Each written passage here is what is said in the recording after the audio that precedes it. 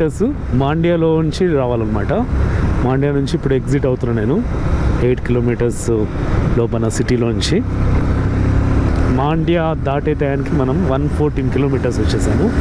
ఇంకా ఎక్కడికి వెళ్ళాలని ఆలోచిస్తూనే ఉన్నాను. కోజికోడే, కాలికట్ ఎప్పుడు చూడలేదు. అక్కడికి వెళ్ళిపోదామా? కేరళ, తమిళనాడు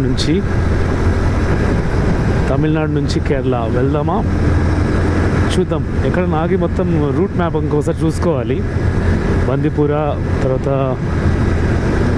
మధుమలై టైగర్ రిజర్వ్, ఆ రూట్లో నుంచి నేను వెళ్దాం అనుకుంటున్నాను.